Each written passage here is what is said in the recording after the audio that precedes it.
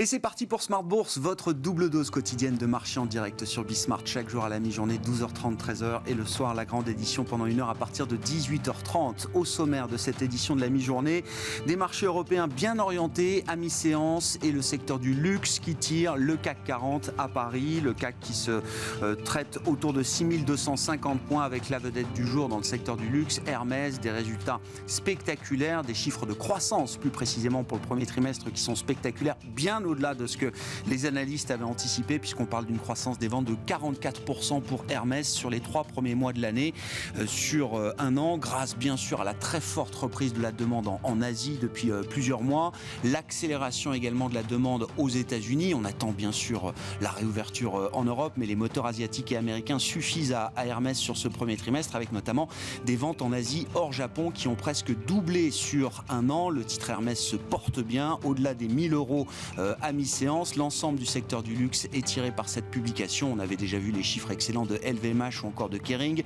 On peut noter la bonne réaction de marché également après la publication de Pernod Ricard. Et puis parmi les poids lourds européens, on peut noter là aussi des chiffres positifs et salués par les investisseurs pour SAP en Allemagne, la plus grosse tech européenne, avec une activité dans le cloud toujours très dynamique. Et puis Nestlé dans la partie agroalimentaire qui s'en sort très bien également sur le premier trimestre et qui progresse sur le marché suisse à mi-séance. En revanche, c'est beaucoup plus compliqué. Il fallait s'y attendre pour Crédit Suisse qui a publié donc des pertes nettes pour le premier trimestre avec une provision notamment de 4,4 milliards de francs suisses pour faire face aux pertes engendrées par le crash du family office Archegos auquel la banque était très exposée. Crédit Suisse qui annonce par ailleurs un renforcement de ses fonds propres avec une émission de convertibles pour 1,8 milliard de francs suisses. Voilà pour les dynamiques de marché.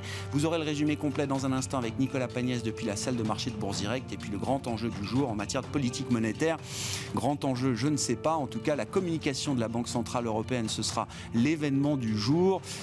L'idéal, ce serait que cette réunion soit ennuyeuse, mais j'imagine qu'il y aura quand même quelques questions posées à Christine Lagarde sur la stratégie de la Banque Centrale Européenne aujourd'hui et sur une communication qui mériterait peut-être d'être un peu éclaircie.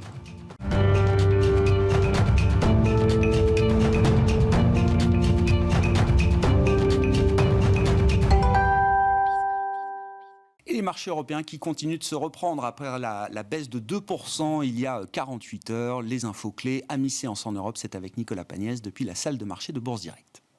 La tendance est toujours en légère hausse sur le marché parisien alors que la séance de ce jeudi est marquée par de nombreux résultats d'entreprise. Des résultats pour certains encourageants, plus mitigés pour d'autres. On reviendra dessus dans le détail dans un instant. Mais avant cela, un peu de macroéconomie. Les investisseurs suivront en début d'après-midi le discours de Christine Lagarde à l'issue de la réunion de politique monétaire de la BCE. Une réunion dont l'issue ne semble pas beaucoup inquiéter les investisseurs alors qu'aucun changement de la politique de la BCE n'est attendu. La BCE devrait en effet attendre le mois de juin avant de réévaluer le rythme de ses achats d'actifs dans le cadre de son programme pour lutter contre les effets économiques de la pandémie.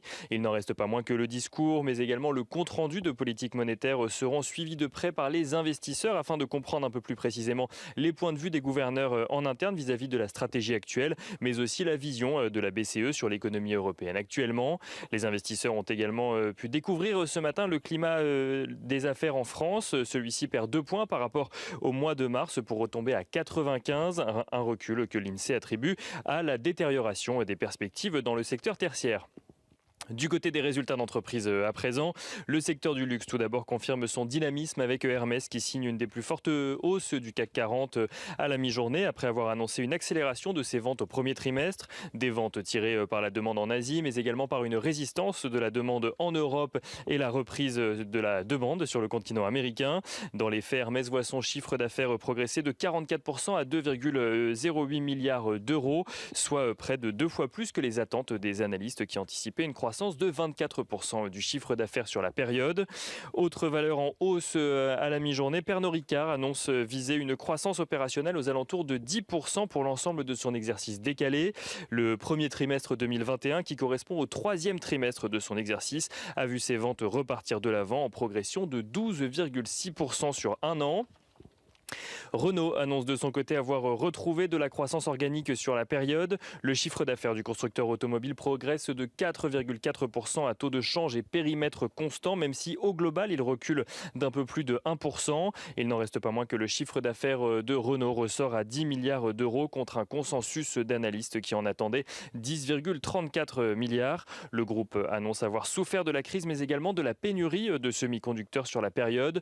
Une crise des semi-conducteurs imprévisible qui pousse d'ailleurs le groupe à s'abstenir de prévisions pour l'année 2021.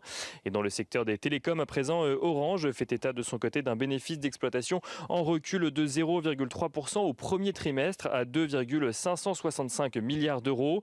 Un résultat en lien avec la baisse des frais dits de roaming, à savoir la facturation des frais d'itinérance lors de déplacements à l'étranger, mais en lien également avec un recul de l'activité de l'opérateur en Espagne. Sur l'ensemble de l'année, Orange confirme ses objectifs annuels, à savoir un bénéfice d'exploitation stable, voire en léger recul. Et on finit avec Accor qui est toujours touché de plein fouet par les mesures de restriction et qui annonce un chiffre d'affaires en recul de 53% au premier trimestre 2021. Son PDG annonce d'ailleurs rester très attentif à la préservation de ses liquidités et à la réduction des coûts. Accor qui s'estime cependant confiant dans la reprise lorsque les mesures de restriction seront levées, notamment sur le continent européen. Et on finit ce point de la mi-journée avec un tour du côté des indicateurs clés. Le pétrole qui recule et se situe aux alentours des $65 le baril de Brent. L'euro-dollar qui, lui, est toujours au-dessus des 1,20 pour être exactement à 1,2033 pour 1 euro à la mi-journée. L'OAT à 10 ans en France qui, elle, est aux alentours de 0% à la mi-journée, tandis que le taux à 10 ans aux États-Unis est, lui, aux alentours des 1,56%. Nicolas Pagnès en fil rouge avec nous tout au long de la journée sur Bismart depuis la salle de marché de Bourse Direct.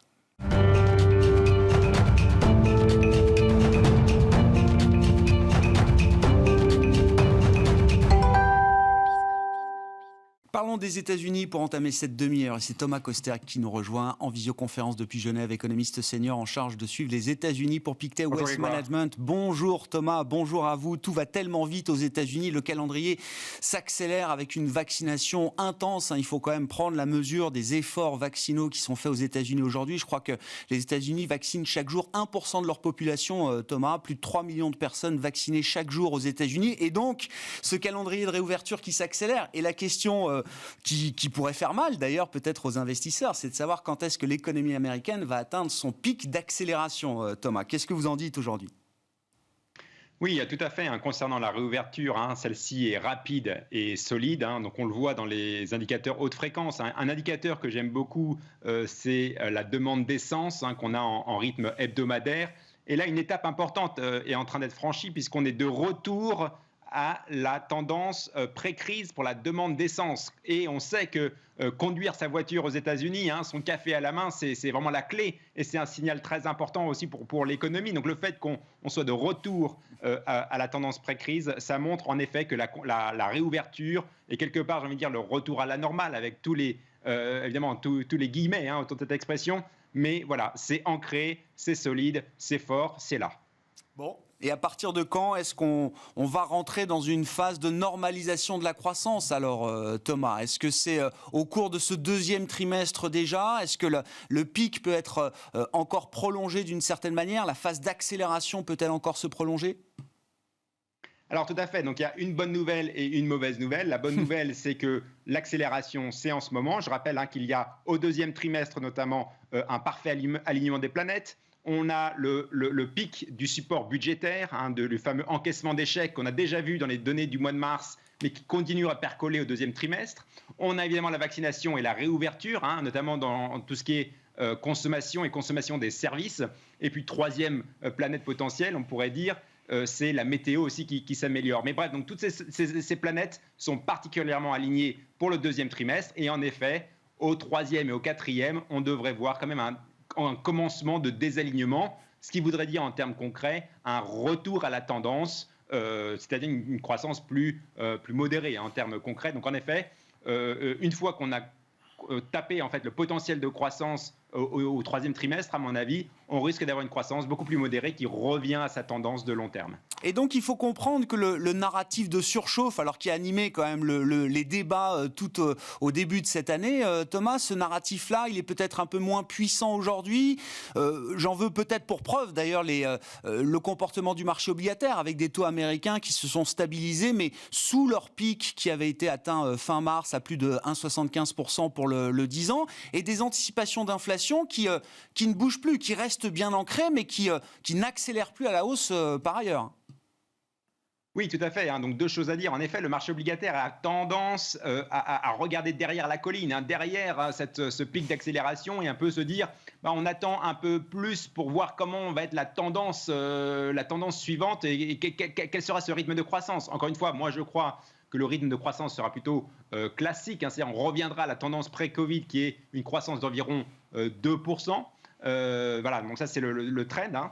Deuxième chose pour le marché obligataire, et on se rend compte ces dernières semaines, c'est qu'il ne faut pas oublier qu'il y a de la demande inélastique ou quasi inélastique pour la dette américaine, et notamment les investisseurs étrangers, mais aussi ce que j'appelle la demande pour les actifs sûrs. Les bons du Trésor américain sont considérés comme un actif sûr. Or, dans un monde où il y a une sophistication de la sphère financière, une financialisation de l'économie, le monde a besoin d'actifs sûrs. Et donc, on voit dans ces dernières semaines une demande qui reste là, qui reste forte. On voit notamment toutes les enchères du gouvernement américain de dette. Il y a une forte demande encore pour le papier américain, et notamment, moi je pense, à cause de cette raréfaction des actifs sûrs et le fait que les États-Unis, leur dette, reste encore un actif considéré comme sûr, et donc une grosse demande mondiale et aussi du système financier lui-même. Bon, et puis on est dans une séquence importante pour le climat, en tout cas pour la prise en compte des enjeux climatiques. On a eu des accords hier au niveau européen, et puis aujourd'hui cette grande journée pour le climat organisée en visio, bien sûr, par la Maison-Blanche, Joe Biden, avec la participation de Xi Jinping ou encore de Vladimir Poutine, Emmanuel Macron et les Européens, bien sûr. Et c'est l'occasion pour Joe Biden d'afficher des objectifs climatiques durcis par rapport aux administrations précédentes, puisqu'on parle d'un objectif de réduction de gaz à effet de serre de 50% environ par rapport au niveau de 2005, pour un horizon 2030. En tant qu'économiste, comment vous regardez cette séquence, Thomas, les objectifs qui sont affichés aujourd'hui, et est-ce qu'on peut imaginer une croissance américaine plus verte demain? Vous parliez en introduction du besoin d'être derrière sa voiture à essence avec son gobelet de café. Est-ce que les choses changeront demain aux États-Unis? Oui, d'ailleurs, on peut parler, enfin une parenthèse sur la voiture. Vous savez que Biden est beaucoup critiqué puisqu'il n'y a pas encore de fin officielle de la voiture thermique, et ça en dit long. On attend, la gauche du parti attend des annonces concrètes sur la fin des voitures thermiques aux États-Unis, et Biden, pour l'instant, ne va pas dans cette direction-là. Or, on sait que certains pays, comme le Royaume-Uni, par exemple, la fin de la voiture thermique, c'est pour 2030. Voilà. Fin de la parenthèse. Pour dire trois choses sur ce sommet climatique aux États-Unis qui a lieu en ce moment. Premier point, c'est évidemment le signal que les États-Unis veulent reprendre le leadership sur cette question climatique au niveau mondial, alors qu'on sait que l'administration précédente, c'était beaucoup moins son thème de prédilection. Deuxième point, il y a aussi un côté géopolitique, parce que ce qui est intéressant, c'est que les États-Unis et la Chine se sont tous les deux rassis à la table de négociations, et notamment il y a eu une rencontre entre John Kerry et son homologue chinois la semaine dernière pour dire que les États-Unis et la Chine allaient travailler ensemble. Donc ça, c'est intéressant parce que dans cette relation plutôt conflictuelle entre les États-Unis et la Chine, là, il y a un axe d'entente. Donc ça sera un axe à surveiller. Évidemment, troisième point, donc c'est la transition écologique elle-même. Les États-Unis ont comme objectif, comme la plupart des pays qui ont signé l'accord de Paris, d'être net zéro en 2050. Mais en effet, il y a une question, c'est comment on y arrive et quel est le calendrier. Et là, voilà, Joe Biden annonce donc des mesures plus fermes, en tout cas un cap un peu plus ferme d'ici 2030. Donc on parle de 50% de baisse des émissions de carbone, ce qui est assez ambitieux, sachant que, je rappelle, entre 2005 et 2019, les émissions de carbone n'ont baissé qu'environ une quinzaine de pourcents. Donc pour aller à moins 50% d'ici 2030, ce qui est demain, 2030, il va falloir peut-être faire plus. Et c'est vrai que là où le bas blesse, c'est qu'on attend potentiellement plus de mesures pour dire concrètement comment on arrive à cette échéance, sachant qu'encore une fois, la gauche du parti continue de dire que Biden ne va pas assez fort sur ces questions de transition écologique, notamment donc là, sur la voiture thermique, comme on en a parlé, mais notamment aussi sur quand même l'éléphant dans la pièce. Aux États-Unis, c'est le secteur pétrolier. Les États-Unis sont le premier producteur de pétrole au monde devant l'Arabie Saoudite et devant la Russie. Et aussi, il va falloir en effet faire quelque chose avec ce secteur, ou en tout cas avoir plus d'annonces un peu plus concrètes pour comment on gère ce secteur industriel. Ouais, un jeu d'équilibre complexe. Merci beaucoup Thomas. Merci pour vos remarques du jour sur les enjeux du moment aux États-Unis. Thomas Kosterg, économiste senior en charge de suivre les États-Unis chez Pictet Wealth Management à Genève.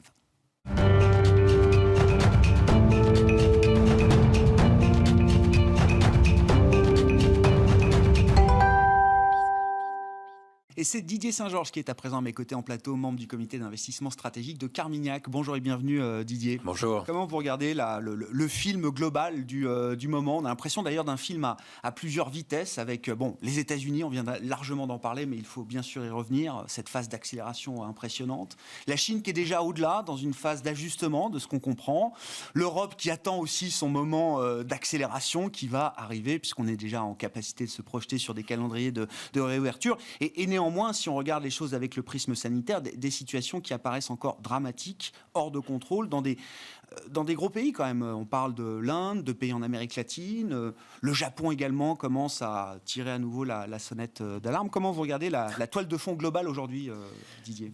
Alors effectivement, comme une toile de fond assez complexe. Pour essayer de la schématiser, pour en tirer quand même, si ce n'est les conclusions encore, mais en tout cas des jugements. Il y a deux grandes questions qui demeurent posées. On y revient chaque mois, mais je pense que pour l'instant, elles demeurent posées. C'est le fait de savoir s'il faut raisonner toujours de manière cyclique ou s'il se passe quelque chose là de différent à cause essentiellement de la politique budgétaire américaine. Donc le phénomène cyclique traditionnel suggérerait que on est très près du haut de cycle. C'est-à-dire que ça y est, le prix des matières premières a fortement rebondi, les anticipations d'inflation ont augmenté, les taux d'intérêt ont commencé à monter. Et donc, dans un cycle normal, un mini-cycle normal, le marché aujourd'hui a commencé à se dire à quel moment ces hausses de taux vont commencer à freiner la reprise, à freiner l'inflation, donc l'économie va ralentir. La Chine, de ce point de vue-là, qui en effet est avancée dans tout ce mouvement-là, elle est en train de vivre cela, c'est-à-dire que les pouvoirs publics chinois ne sont plus à mettre du charbon dans la chaudière, ils en sont au contraire à essayer de contrôler à peu près la reprise. L'inflation n'est pas un problème, et le prochain mouvement en Chine pourrait être un mouvement de baisse des taux d'intérêt, donc schéma cyclique, classique, alors qui n'est pas forcément très bon pour les marchés, parce que c'est exactement ce qu'on avait vécu en Europe et aux États-Unis en 2018, c'est-à-dire que vous avez des pressions d'inflation qui empêchent les taux de baisser. Et donc, encore une fois, la Chine est en avance par rapport à cela. Mais aux États-Unis et en Europe, on rentrerait dans un schéma classique où l'inflation est encore là, donc les taux d'intérêt restent élevés, mais l'économie, en tout cas son ralentissement, commence à être anticipé. Et donc, vous avez un marché qui est quand même très compliqué. Compliqué pour les obligations avec des taux qui restent élevés, compliqué pour les actions avec une économie qui ralentit. 2018, c'est le schéma possible. Sauf que c'est un peu plus complexe cette fois parce qu'on a ce programme Biden qui est effectivement complètement hors norme et qui pose la question de savoir si on va sortir, ne serait-ce que pendant quelques années, peut-être pas éternellement, mais en tout cas pendant quelques temps, de ce schéma classique. C'est-à-dire qu'on ne serait pas, au début 2018, on serait dans un changement de régime par lequel l'inflation pourrait durablement repasser au-delà de 2%, et que par conséquent, il faut complètement reconfigurer son approche des marchés, non pas attendre le retournement du cycle d'ici la fin de l'année, mais au contraire quelque chose de plus long. C'est très difficile de faire le pari aujourd'hui. Normalement, c'est quasiment impossible. On ne change pas une tendance de pratiquement 20 ans aussi facilement. Les freins à l'inflation structurelle sont énormes, ne serait-ce que via la technologie qui est très désinflationniste. Donc le choix entre les deux est très difficile. En ce moment, si on pose la question là au mois d'avril, le deuxième schéma, celui d'un programme budgétaire Biden qui change les règles du jeu, il est allé très très vite. Ouais. Sleepy Joe s'est transformé en Speedy Joe, donc ça a été extrêmement vite. Ouais. On va être au mois d'avril, donc dans les prochaines semaines, sur les présentations du détail du fameux American Families Plan. C'est de nouveau, grosso modo, 2 à 3 milliers de milliards de dollars qui vont être proposés, ce qui veut dire qu'il n'est pas exclu que même dans un schéma de changement de régime, qui ne serait pas juste un phénomène cyclique de court terme, même dans ce schéma-là, beaucoup aujourd'hui pourraient, ne serait-ce que dans les prochaines semaines, être déjà anticipés par le marché. Ce qui voudrait dire, et ce qui expliquerait aussi que au moins pour un temps, mais ce ne serait qu'une pause dans ce cas-là, les taux d'intérêt se calment, les valeurs cycliques arrêtent de surperformer, parce que tout ça a été extrêmement vite. La question est de savoir simplement si c'est une pause parce que le changement de régime aura lieu ou si c'est simplement le signal que le cycle a été court, a été violent, mais ça reste un cycle et donc on va ralentir en 2022. Quand est-ce qu'on aura la réponse, Didier? Parce que alors, vous présentez les choses de manière parfaite, mais et aujourd'hui, je comprends que cette question-là, c'est impossible de la trancher de manière honnête. En tout cas, on peut en tout cas, c'est avoir dangereux. une intime conviction, faire des paris. Mais voilà, quand on est investisseur et qu'on a la responsabilité de l'argent que les clients vous confient, effectivement, on n'est peut-être pas prêt à faire ce genre de pari aussi fort aujourd'hui. Est-ce que vous imaginez quand même le moment où vous pourrez répondre à cette question oui, dans le calendrier qui vient là? Alors, je pense que outre le fait que le marché lui-même va nous indiquer un petit peu ce sur quoi il est prêt à parier, lui, je pense qu'il va être assez éclairant. C'est la prochaine phase du parcours législatif aux États-Unis, c'est-à-dire quand on va rentrer à partir de l'été dans la question du financement du dernier plan de dépenses budgétaires. Parce que de deux choses l'une, soit il est essentiellement financé par la réforme fiscale de Janet Yellen, c'est-à-dire par des augmentations d'impôts pour l'essentiel, ce qui voudrait dire que là, effectivement, on aura probablement des freins à la croissance, des freins à la consommation, des freins à l'investissement, et que l'administration Biden acceptera cela parce que ça fera partie du programme de redistribution, de réduction des inégalités. Donc politiquement, ça peut se défendre parfaitement, mais en tant qu'investisseur, il faudra quand même s'en méfier, parce que ça voudrait dire que là, le schéma de croissance des résultats pour les entreprises serait durablement affecté, ou alors, pour des raisons politiques, de vote au Congrès américain, ce énième plan, enfin le dernier qui est en train d'être discuté en ce moment, est financé essentiellement par de la dette, parce que la réforme fiscale n'obtient pas un soutien législatif suffisant. Et si c'est le cas, alors on n'a pas ces freins. On a essentiellement une augmentation de la dette. Ça veut dire baisse du dollar, augmentation de la croissance. Et là, on peut avoir cette propagation de la croissance qui, entre autres choses, sera une très bonne nouvelle pour la croissance globale et donc pour le monde émergent, mais qui ne serait pas une bonne nouvelle, naturellement, pour les taux d'intérêt. Ce qui serait un échec politique de Biden, d'une certaine manière. Non, pas un échec politique, mais effectivement une grande difficulté à obtenir l'objectif qui est un objectif de réduction des inégalités par redistribution, mais sans plomber complètement la croissance et les marchés financiers d'autre part. Et effectivement, cet équilibre-là, il va être extrêmement difficile. Si la bourse s'écroule et l'économie ralentit fortement, même si vous redistribuez la richesse, je pense qu'effectivement, c'est pas un succès total. Mais je pense qu'il faut vraiment avoir à l'esprit dans le contexte américain que la priorité politique aujourd'hui de l'administration Biden, c'est la réduction des inégalités. C'est absolument majeur, absolument majeur. C'est son mandat. Et donc le fait de savoir comment la politique fiscale au sens français du mot, c'est-à-dire que la gestion des impôts va contribuer à cela, je pense que pour répondre à votre question, c'est ça qui va éclairer, me semble-t-il, la prochaine phase des marchés. Bon. Avant d'avoir les réponses à ces questions, et une fois qu'on a dit ça, Didier, comment est-ce qu'on met en place ou comment est-ce qu'on ajuste peut-être d'ailleurs sa stratégie d'investissement aujourd'hui, sachant encore une fois que tous les marchés, et on peut parler des marchés actions, des marchés de crédit, sont quand même sur des plus hauts. Quand on regarde même les indices européens, on voit qu'on va chercher des niveaux alors qui datent de l'an 2000 pour certains indices, qui ont toujours été des niveaux de résistance importants, on va dire, pour les indices boursiers, si je parle des indices boursiers. Et donc, cette situation peut faire un peu peur aujourd'hui aux investisseurs. Est-ce qu'il faut commencer à se couvrir? Est-ce que tactiquement, il y a quelque chose à faire de ce point de vue-là? Oui, effectivement. Je pense que si l'on regarde les choses telles que je les ai présentées, c'est-à-dire avec cette espèce d'alternative. Deux options. Voilà, deux options assez radicalement différentes quand même. Donc je pense que stratégiquement, et on en avait parlé le mois dernier, stratégiquement, il faut être capable de ne pas être très perdant si l'un des deux scénarios se produit. Ce qui veut dire deux choses. Première chose, à court terme, le phénomène quand même dominant, au moins en Occident, ça va être la réouverture des économies, ce qui n'est pas la même chose qu'un cycle économique, mais qui va aller dans le même sens. Et donc rester positionné quand même sur ces secteurs qui aujourd'hui n'ont pas du tout encore bénéficié de la réouverture. Et c'est clairement le cas en Europe, davantage qu'aux États-Unis où la réouverture existe déjà. Donc jouer ce phénomène de réouverture, particulièrement en Europe.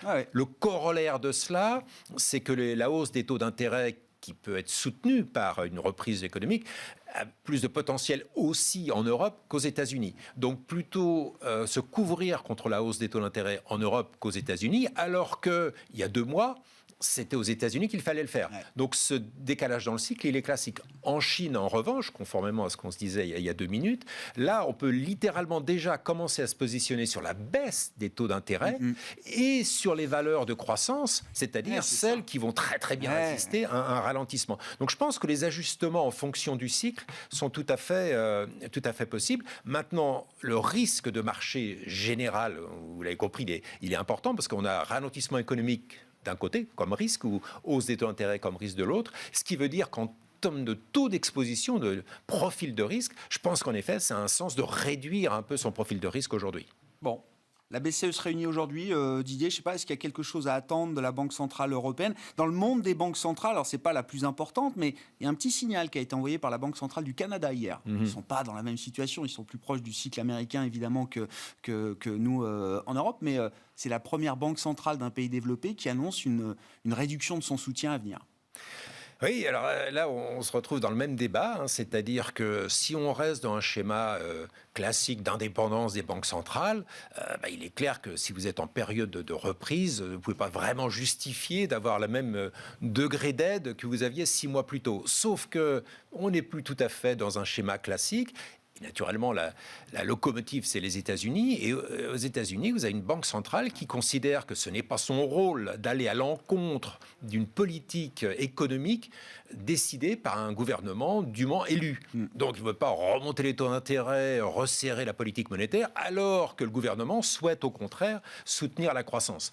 Et donc, la politique américaine aujourd'hui est une politique de coopération entre le gouvernement et la banque centrale. Pas facile pour les autres banques centrales d'aller à l'encontre de cela, même si la Banque du Canada, en effet, dit oui, mais nous, on n'est pas tout à fait dans la même situation.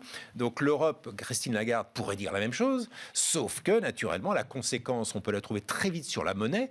Si la Banque Centrale Européenne envoie des signaux un peu rapides, un peu forts, de perspective de resserrement monétaire, ou de réduction, en tout cas, du quantitative easing, le risque principal, il est sur la monnaie, sur la hausse de l'euro. Et d'ailleurs, je dirais que probablement une façon de se protéger contre ce risque-là, c'est d'être plutôt protégé sur le dollar, parce que le dollar pourrait s'affaiblir si Christine Lagarde cède aux pressions un petit peu dures de son aile droite, si j'ose dire, à la BCE. Oui, c'est ce qu'on a peut-être commencé à voir ces derniers jours. L'euro retrouve un peu de couleur et on voit des dynamiques de taux très différentes désormais entre ce qu'on peut observer aux États-Unis et en Europe. Merci beaucoup Didier. Merci d'avoir été avec nous pour cette analyse de marché dans Smart Bourse à la mi-journée. Didier Saint-Georges, membre du comité d'investissement stratégique de Carmignac. On se retrouve ce soir en direct à 18h30 sur Bismart.